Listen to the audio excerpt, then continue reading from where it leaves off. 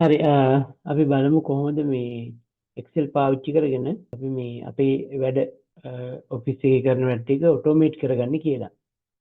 ඒකෙදි මම අද ඔයගලන්ට කියලා දෙන්න යන්නේ අපි මේ Excel පාවිච්චි කරලා කොහොමද ෆෝල්ඩර්ස් ක්‍රියේට් කරන්නේ කියලා.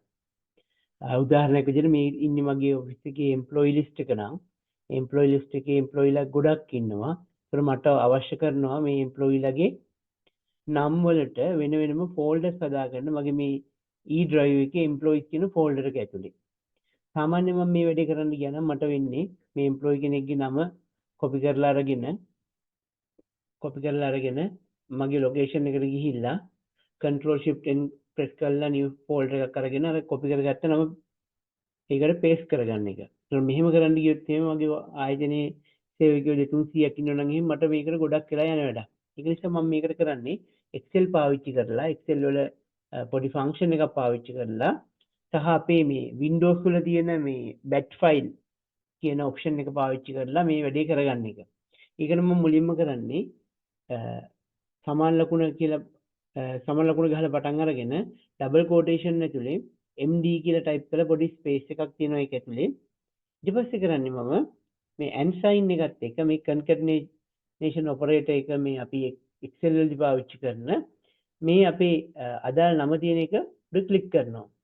දැන් මෙහෙම ක්ලික් කරාට පස්සේ ඔයගලන්ට පේනවා MD කියලා අකුරක් මුලට ඇවිල්ලා ස්පේස් එකකට පස්සේ අදාළ මේ අපේ එම්ප්ලොයිගේ නම තියෙනවා. මම මේක ඩබල් ක්ලික් කරලා ෆිල් කරගන්නවා.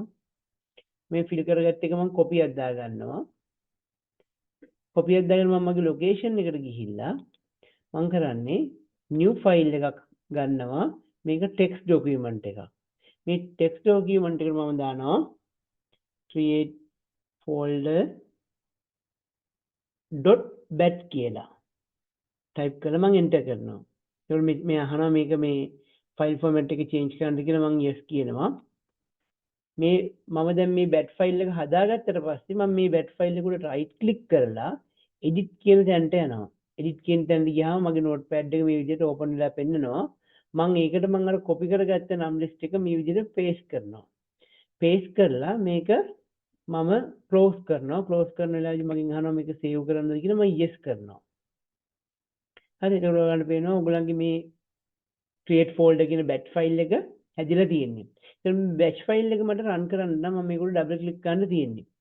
මම මේක උඩ double click කරපුවම ඔයගලන්ට පේනවා අර මගේ null list එකට අදාළව folder ටික මෙතන create වුණා. හරි අපි ඊළඟ දවසේ ආයි තවත් මේ වගේම වීඩියෝ එකකින් හමු වෙමු.